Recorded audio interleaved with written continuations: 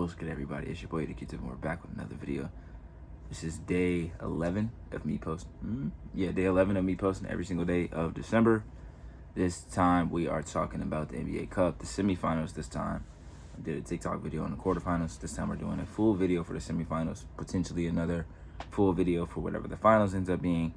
Because we got two really good games, two really interesting games based on a few different things, and we'll get into those once the video completely starts. But I want to make sure to tell you guys, like, comment, subscribe. We're up to 72 last time I checked, which super proud of. Just, starting this a couple of months ago, and really starting to lock in on things on this channel over the past couple of weeks and months. So I appreciate everybody that has continued to come back and support and watch the videos, comment on the videos, all these different things. Again, let me know what you guys want to see. I can try my best to bring those things for you guys. But let's get straight into the video. Let's talk about the first game. Let's talk about the Magic. Let's talk about the Knicks. This could potentially be an Eastern Conference Finals matchup. This is two teams that some people think could be in the finals. The Knicks were my finals choice for the Eastern Conference. So that's definitely a team where these kinds of games, these kinds of situations should help them build off what they've already done in the playoffs the last couple of years. I think we've seen in past years that when you get to this Vegas stage, it's about what's the word I'm looking for? Experience. It's about experience as much as it is about game plans and things like that. Like, just knowing what these kinds of situations are going to be like. And the crowds aren't necessarily the same. I know a lot of people, and last year wasn't a great crowd at all, and that kind of happens a lot in Vegas because you're not going to have, all the Thunder fans or all the Knicks fans, or in this case, the Magic and Spurs fans. Like, all those fans aren't going to be there. There's going to be some in there, but it's going to be more people that are just there because it's in the city. They may not know a bunch of the players. They may not care too much about what's going on. Like, it's not going to be the same kind of crowd as you would get whether if you were in MSG or Paycom Center, or it used to be the Amway Center. I don't think it's that anymore. And then the Spurs used to be, I don't remember. I do, but it doesn't matter right now. Let's get into the Magic and Knicks. The Knicks are third in three-pointers made, 6th in three-point percentage, 3rd in offensive rebounds, 4th in rebounds total, 2nd in offensive rating, 10th in defensive rating, 3rd in opposing points in the paint, or opponents' points in the paint. And then both the Knicks and the Magic are top 10 and opponents' points off turnovers. The Knicks are 25th in opponents' 3 points made, but this game, actually, we'll get to that in a second. And then the Magic, 13th in points per game, 27th in 3-pointers made, 23rd in 23rd in 3-point percentage, number 1 in free throw attempts. And with Paolo being back, I think that helps them a lot. Obviously, they won't have Franz for this game, so that doesn't help. So it'll be interesting to see how they continue to try to, get to the free throw line a bunch. 11th in offensive rating, 5th in defensive rating, 2nd in opponents' 3-pointers made, 2nd in opponents' second chance points, 19th in opponents' fast break points and points in the paint. So all those numbers, those are probably really fast. Those numbers just tell you what both teams do really well, what both teams are good at stopping defensively, what teams aren't good at stopping defensively or are willing to give up defensively. We saw that the Knicks aren't a great three-point defense, but the Magic aren't a good three-point shooting team. So that's going to be an interesting matchup. Is like both teams like to get to the paint. The Knicks have a better, I think both teams have a pretty good post defense, but the offensive rebounds may not be as big of a advantage for the Knicks tonight because the Magic also do really well offensive rebounding. But I will say that's going to be one of the keys. Like, offensive rebounding is a key, three-point shooting is a key, and then turnovers. I think those are the 3 keys for this game. I think if the Magic are able to shoot the 3-ball rather well, they don't have to go out there and shoot crazy, but if they can make 12 to 13 threes, still find ways to get to the free throw line as much as they do, and then not turn the ball over and still get points in the paint, I think they have a really good chance to win this game. Now, if the Knicks are a pretty good three-point shooting team. They also are a good second chance team, and they have the ability to score in a fast break if need be. So for the Magic, you want to slow down their offensive rebound, or you want to stop their offensive rebounds. You don't want to just slow it down. You want to stop them from getting offensive rebounds, second chance points. I think the interesting matchups with the guard play, for at least for the Knicks offensive side, like having a Jalen Suggs and Anthony Black be able to run around with Jalen Brunson, I think it's big. You want Jalen Suggs to stay healthy and out of foul trouble in this game. I think Anthony Black is a really good defender, but I think Jalen Brunson can probably use his youth and his his frame against him. And then as far as the post defense, I think Cat has a really good matchup. I think they might try to throw Paolo out there for a little bit, but I think if it's Wendell Carter versus him, I think Cat has the advantage there. I think even if they throw Paolo, as long as he's patient and allows the game to flow and he's not, forcing anything, I think he still has the advantage there as well. So this could be a really big game for both Brunson and Cat.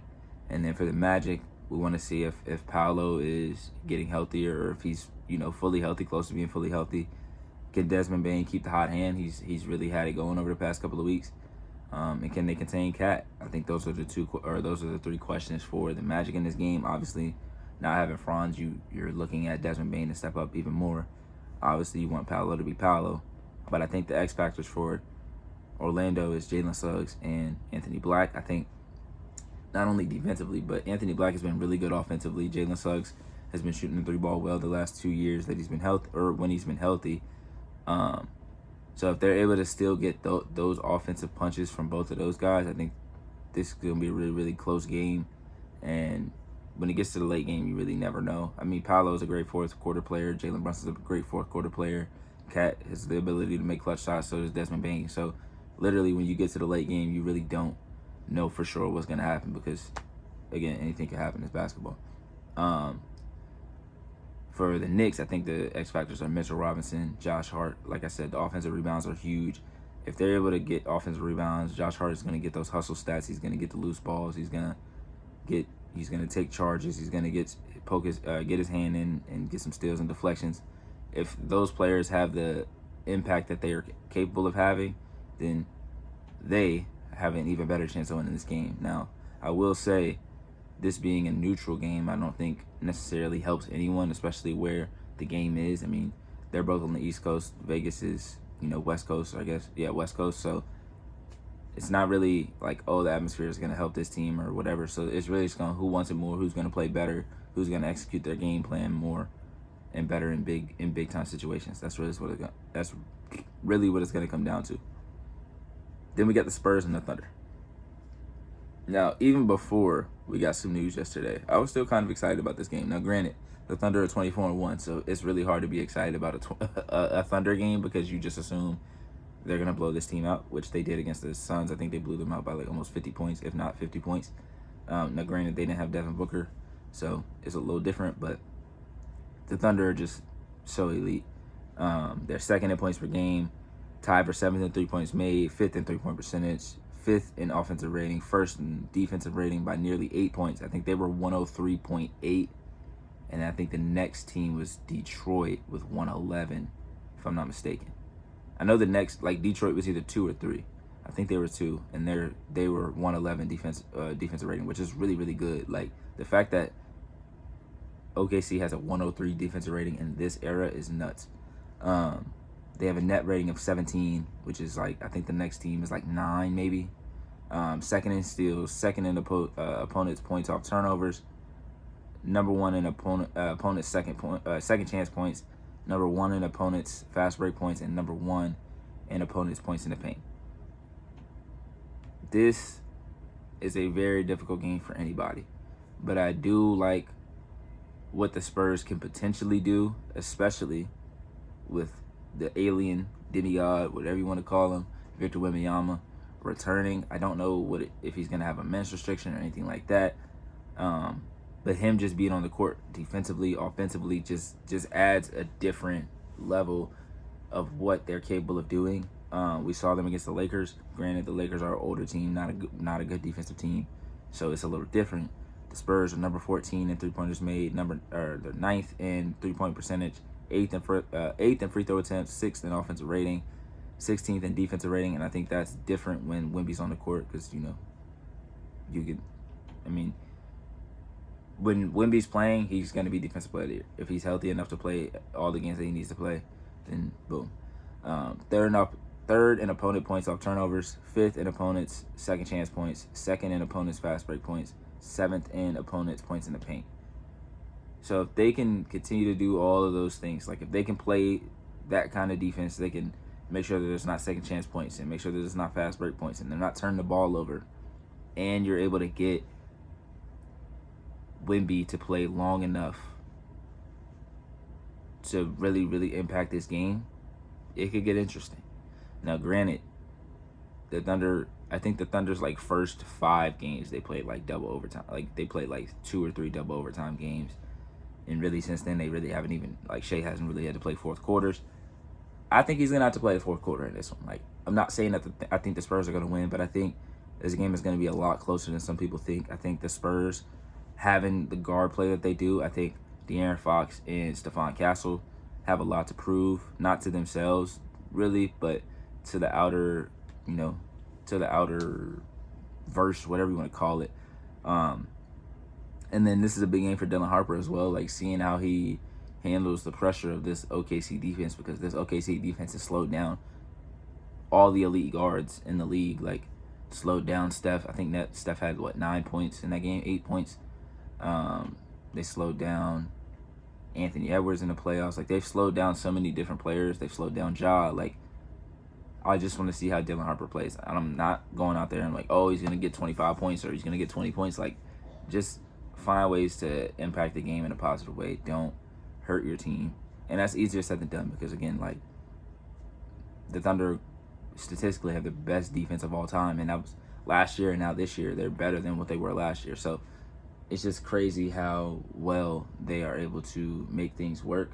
I will say Wemby can be the absolute game changer in this game. Like, when Wemby's on the court, he is one of the top 5 to 6 best players in the league. If he's healthy and he's able to impact the game the way that he is capable of doing, this game is changed drastically.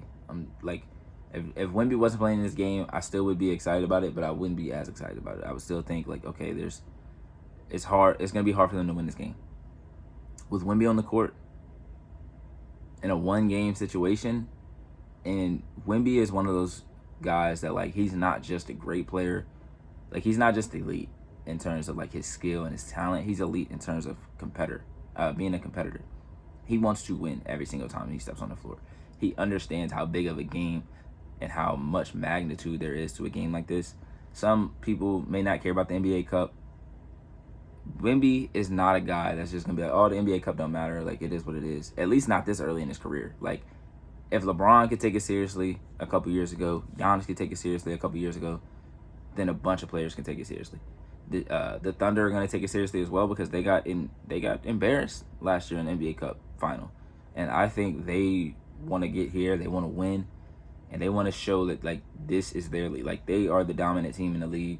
They're not just winning regular season games. Obviously they won the championship last year, but they're not just winning regular season games this year. Like, they're winning everything. Like, they want to take everything. Like, at this point, they could get the MVP again. If Wemby doesn't play enough games, they could get the Defensive Player of the Year. They're going to get multiple players on All-NBA. They're going to get multiple players on All-Defensive Team. I don't think they're going to get anybody on All-Rookie. Yeah, they're not going to get anybody on All-Rookie. But they could literally have their name and have their team all over the awards at the end of the season and on the NBA Cup. And then if they win the championship, they literally would have taken, like, everything. Like, so this is going to be a really interesting game. If I had to choose, I didn't say who I was going to take for the Magic Knicks game. I'm going to go with the Knicks.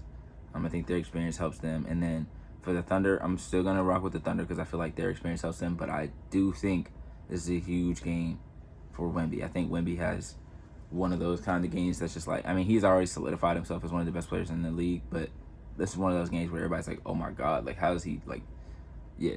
But I think Shea will too. I don't know. I don't think that the Spurs have anybody that can slow down Shea. So I think Shea Shea could potentially have a 40 ball in this game. Like, and Shea, I was thinking this the other night when I was watching. I'm like, Shea, I feel like I don't see Shea sprint.